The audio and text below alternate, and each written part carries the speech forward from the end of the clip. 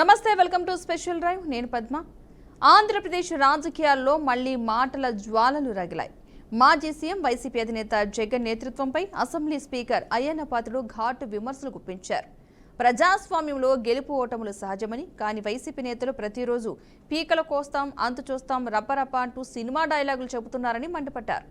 ఎన్టీఆర్, ఇందిరాగాంధీ కూడా ఓటమి చవి చూశారని గుర్తు చేస్తూ ఓడిపోయి ఇలాంటివి మాట్లాడడం సిగ్గుచేటని అన్నారు. అసెంబ్లీ దేవాలయం అయితే నేను పూజారి మాత్రమే, వరాలు ఇవ్వాల్సింది ప్రజలే, వారు ఇప్పటికే 11 సీట్లు మాత్రమే ఇచ్చి బుద్ధి చెప్పారు అంటూ తీవ్ర స్థాయిలో విమర్శలు గుప్పించారు.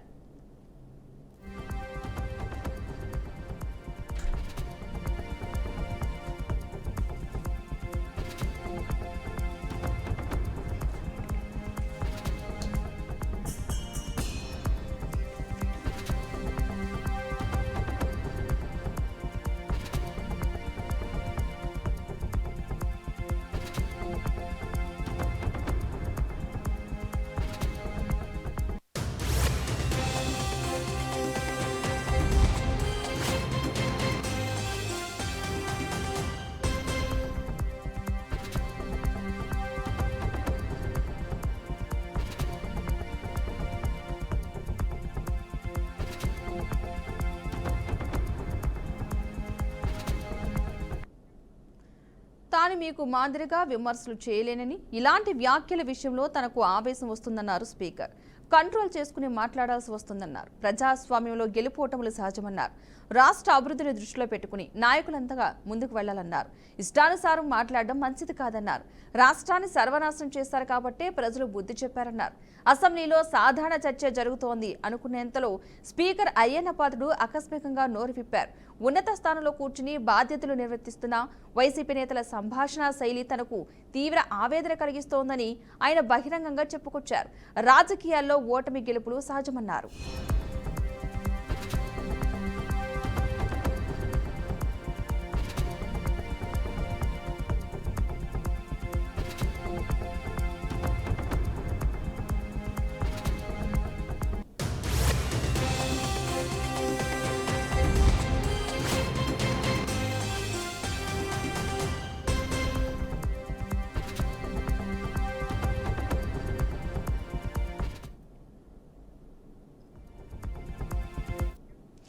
ఎన్టీఆర్ హయాం నుంచి తాము రాజకీయాల్లో ఉన్నామని అన్నారు స్పీకర్. రాజకీయాలు అన్నాక ఓటములు గెలుపులు సహజమన్నారు.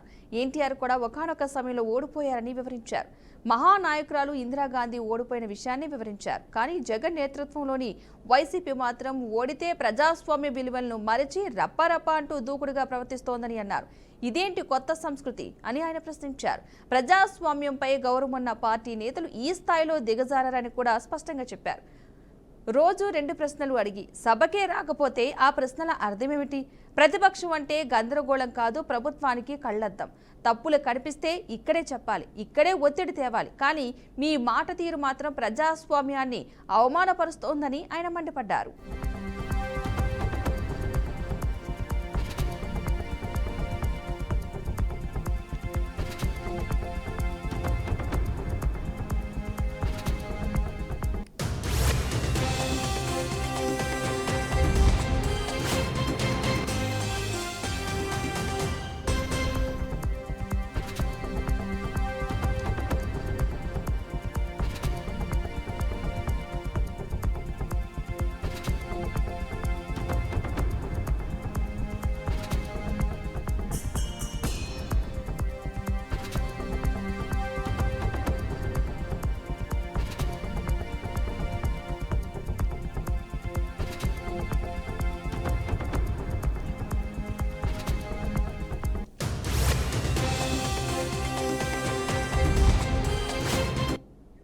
రైట్, ఇక ఇదే అంశానికి సంబంధించి మాట్లాడడానికి మనతో పాటు జూమ్ లైవ్ లో జాయిన్ అవుతున్నారు దేవెళ్ళ మురళి గారు, స్టేట్ వడ్డెరా చైర్మన్. నమస్తే అండి మురళి గారు.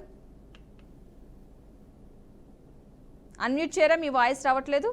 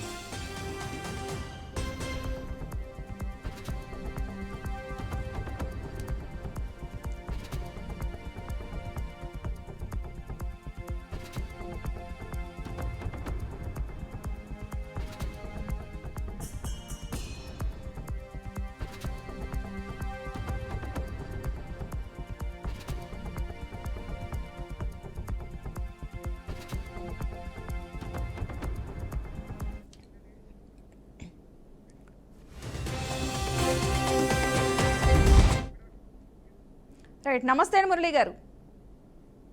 నమస్తే మేడం, నమస్కారం.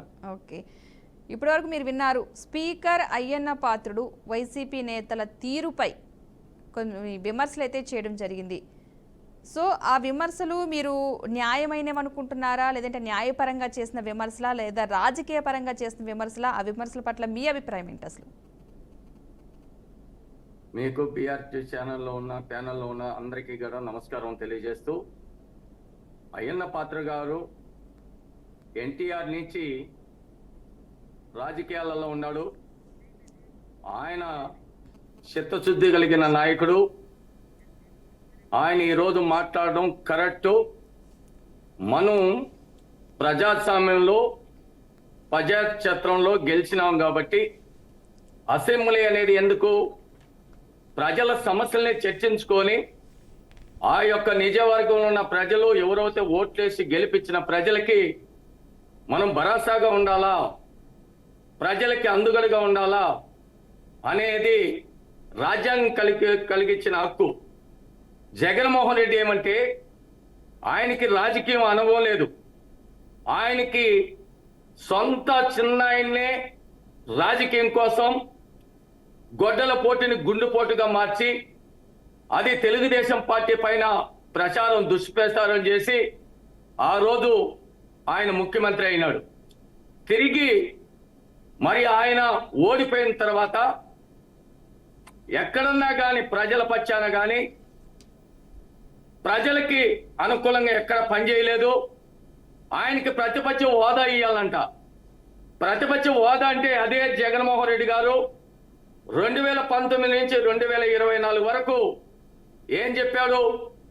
మీకు 23 మంది ఎమ్మెల్యేలు ఉన్నారు, 5 మందిని పీక్కుంటే మీకు ప్రతిపక్ష హోదాగా లేదు. మా నాయకుడు ఇప్పుడు ముఖ్యమంత్రి, ఆనాటి ప్రతిపక్ష నాయకుడు నారా చంద్రబాబు నాయుడు గారిని ఏ విధంగా దూషించి మాట్లాడారు మీరంతా కూడా మీడియాలో కూడా చూశారు.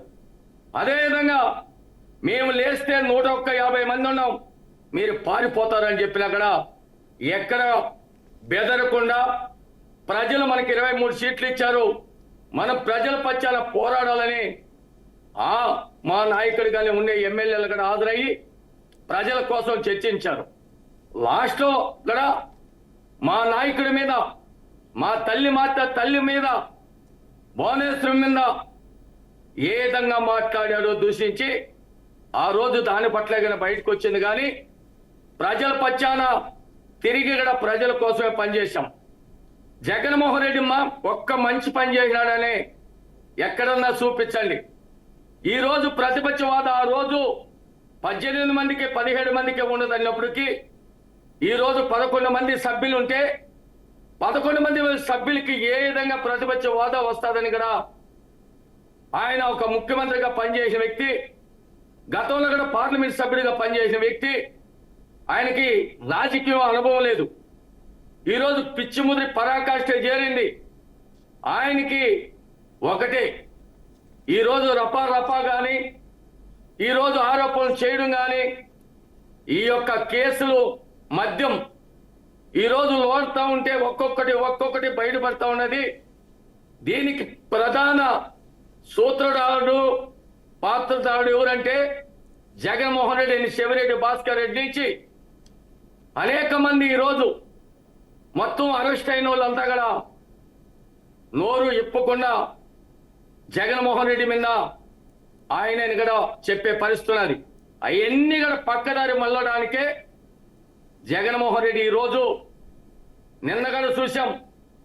అందరిని కూడా రాసుకోండి, రెడ్డి బుక్లో కాదు, వాళ్ళు అంతు చూస్తాను, వాళ్ళు పారిపోయిన ఈ దేశాలు ఉన్నా కూడా పట్టుకొస్తాను, వాళ్ళని ఈ విధంగా చేస్తానని మాట్లాడుతున్నాడు. ఇది బాధాకరం. రాజ్యాంగం కల్పించిన హక్కుని జగన్మోహన్ రెడ్డి కాలరాస్తున్నాడు. అయితే మురళి గారు, ఇక్కడే కాదు 29 రాష్ట్రాలు ఉన్నాయి. ఓకే మురళి గారు, అసెంబ్లీకి రాకపోయినా సరే ప్రశ్నలు పంపుతున్నారని స్పీకర్ అంటున్నారు. సో అలా పంపడం కరెక్టే అనిపిస్తుందా? మీకేమనిపిస్తుంది అలా ప్రశ్నలు పంపడాన్ని? అసలు స్పీకర్ అనే వ్యక్తి ఆయన రాజ్యాంగం పరంగా ఆయన స్థాయిలో ఒక జడ్జిమెంట్గా మీరు కూడా రాండి, మీరు కూడా అవకాశం ఇస్తా ఉన్నాం, మీరు ప్రజల పక్షాన చర్చించండి, మీరు రాండి అని కూడా ఉత్తరాలు పంపించిన ఆ ఉత్తరాలను కూడా బాయ్కాట్ చేస్తున్నారంటే వాళ్ళు మనుషులు అనుకోవాలా, మానవత్వం ఉండదు అనుకోవాలా?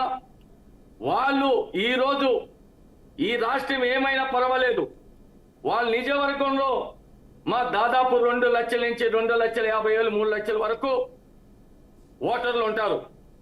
జనాభా ఒక 4 లక్షలు ఉంటారు. మిమ్మల్ని ఓట్లేసి 11 మందిని గెలిపించిన ప్రజల్ని గాలి కొదిలిపెట్టినారు. నిజమైన నాయకుడు, ప్రజల పక్షాన నిలబడే నాయకుడు, ప్రజల కోసం పోరాడే నాయకుడు అయితే వాళ్ళ యొక్క మాట ఇచ్చుంటారు ఎన్నికల ముందుగా. నీ నిజం నేను గెలిస్తే నీకు రేషన్ కార్డు ఇస్తా, నీకు పెన్షన్ ఇప్పిస్తా, మీ ఇంటి ముందర రోడ్డు వేస్తా, మీ ఇంటి ముందర లైట్ వేస్తా, మీ వార్డులో పరిశ్రమగా ఉంచుతా, ఏదైనా అవ్వ తాత ఉంటే పెన్షన్లు ఇప్పిస్తానని ఆ రోజు మాట ఇచ్చి కాళ్ళు పట్టుకొని చేతులు పట్టుకొని ఓట్లు వేపించుకొని 11 మంది గెలిస్తే ఆ 11 మంది మరి ఎమ్మెల్యేలు 11 నియోజకవర్గంలో ఉన్న ప్రజల్ని గాలి కుదిరిపెట్టి గాలి కూతురుకు వస్తున్నారు. ఈరోజు స్పీకర్ అనే వ్యక్తి ఆయన సౌమ్యుడు, ఆయన ఎక్కడ కానీ మాట్లాడేప్పుడు కానీ చూసి ఆలోచించి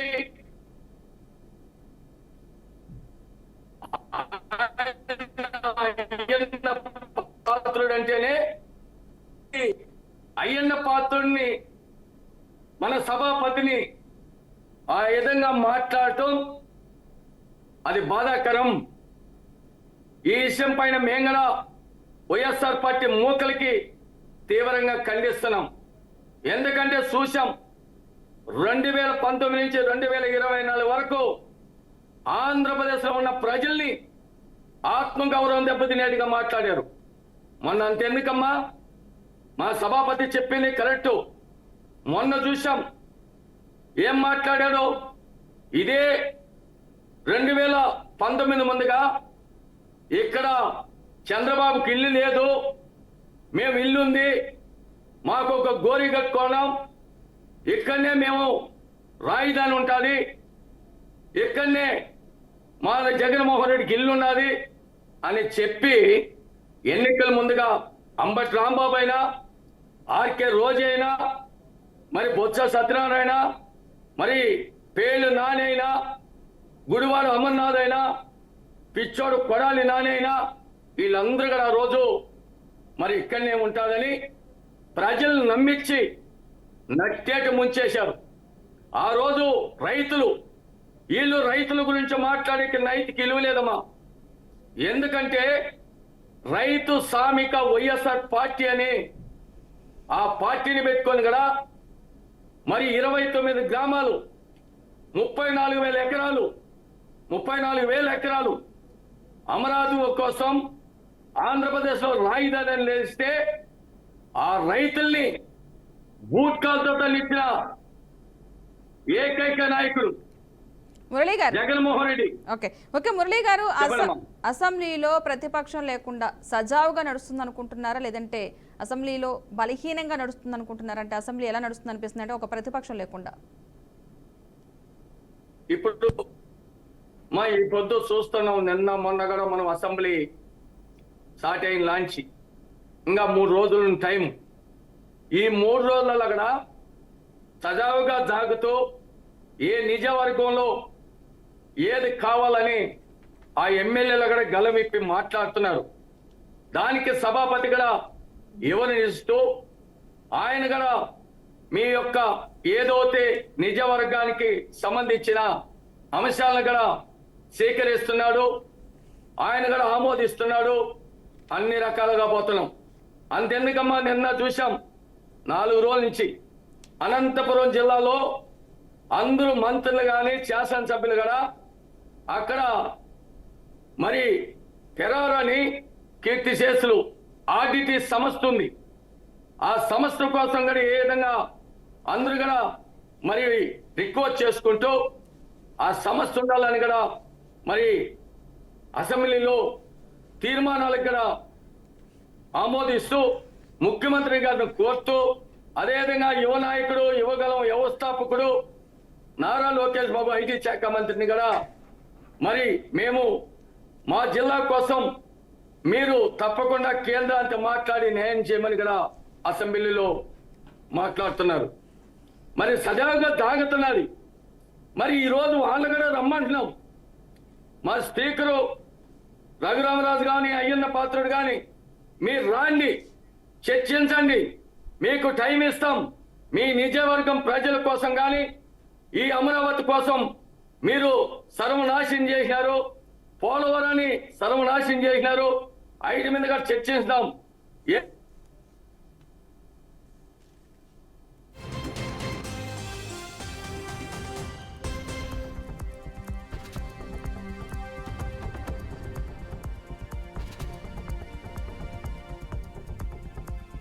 వాళ్ళకి మాట్లాడికి నైతిక విలువ లేదమ్మా.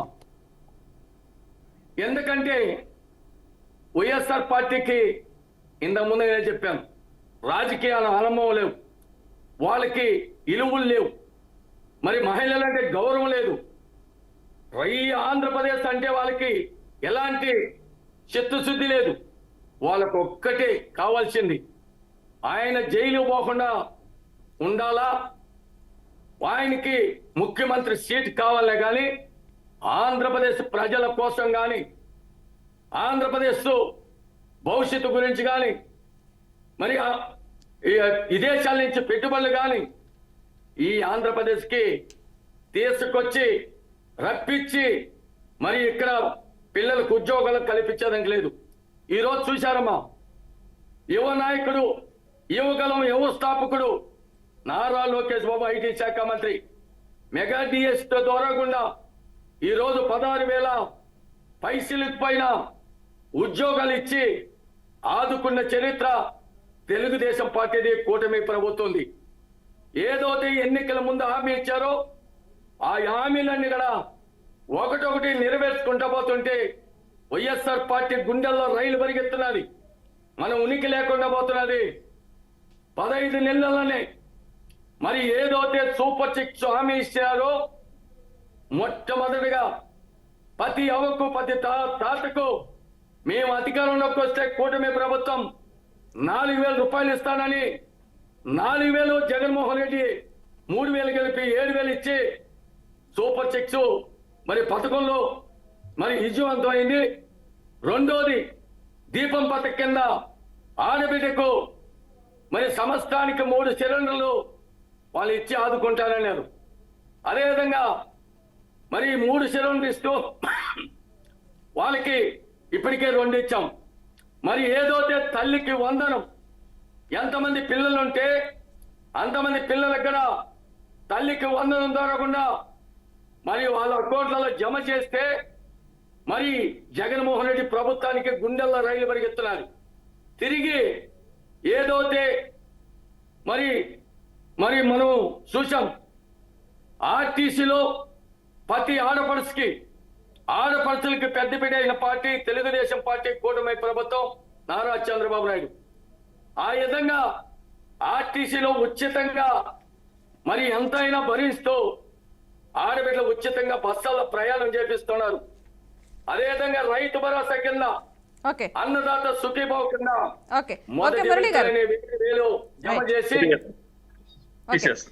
మురళి గారు, మనతో పాటు వైసీపీ రాష్ట్ర అధికార ప్రతినిధి సుదర్శన్ రాయలు గారు కూడా యాడ్ అవుతున్నారు. సుదర్శన్ గారు నమస్తే అండి. హలో. ఓకే, మీ వాయిస్ వస్తుంది. సుదర్శన్ గారు వాయిస్ వినిపిస్తుందా మీకు? హలో, నమస్తే. ఓకే, నమస్తే అండి. ఇప్పుడు అసెంబ్లీలో స్పీకర్ అయ్యన్న పాత్రుడు కొన్ని వ్యాఖ్యలు చేయడం జరిగింది. ప్రతిపక్షంగా ఉండి ప్రజల సమస్యలను లేవనెత్తాల్సింది పోయి సభకు ప్రశ్నలు పంపిస్తున్నారు, సభకి రావటం లేదు, బయటేమో దారుణమైన వ్యాఖ్యలు చేస్తున్నారని చెప్పి కొన్ని విమర్శలు అయితే చేయడం జరిగింది స్పీకర్. ఈ వ్యాఖ్యలపై మీ అభిప్రాయం ఏంటి అసలు?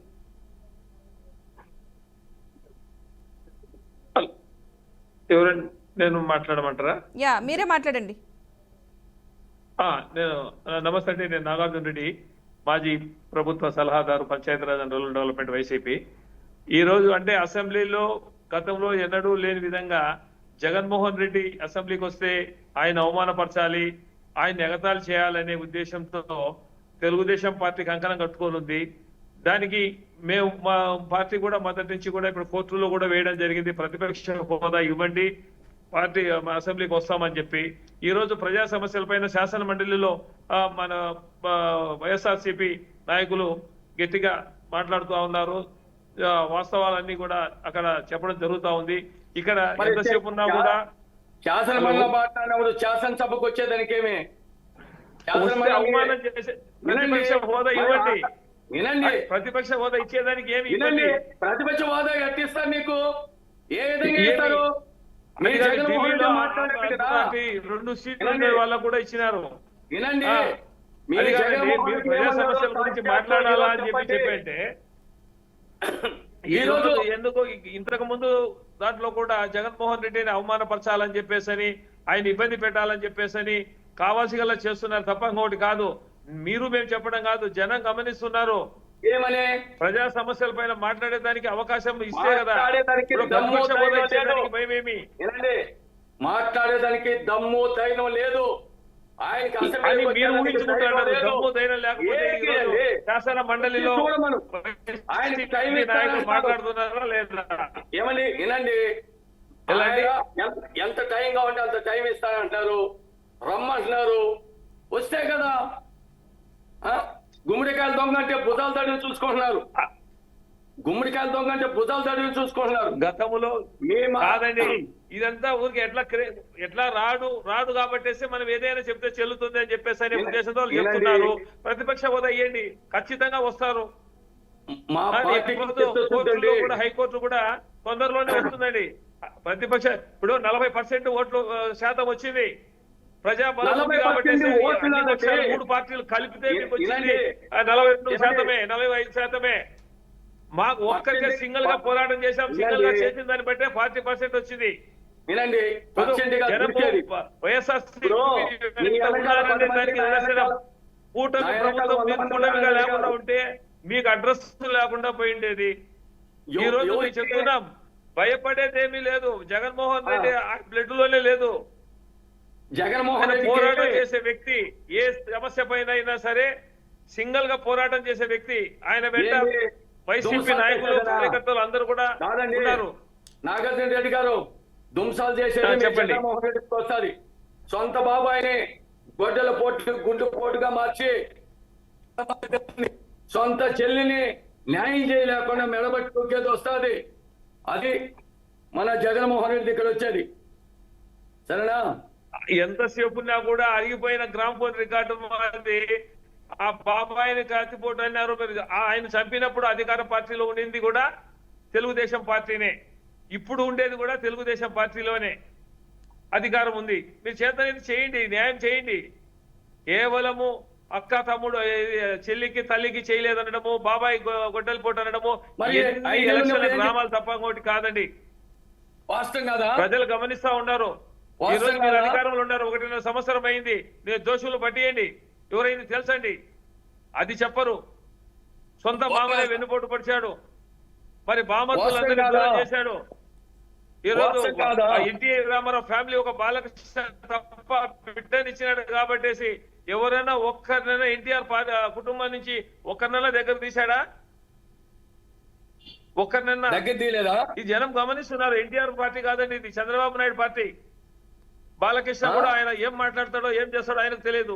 ఈ పొద్దు కామినేని శ్రీనివాసరావు గారు మాట్లాడతారు చిరంజీవి గురించి. చిరంజీవిని ఏ విధంగా ఆయన ఆహ్వానించాడు, ఏం మర్యాదగా ఏమి గౌరవించి ఆయనకు స్వాగతం పలికి మళ్ళీ పోయేటప్పుడు కూడా ఆయన కారు దగ్గర కూడా వచ్చి ఆయన వదిలిపెట్టడం కూడా జరిగింది.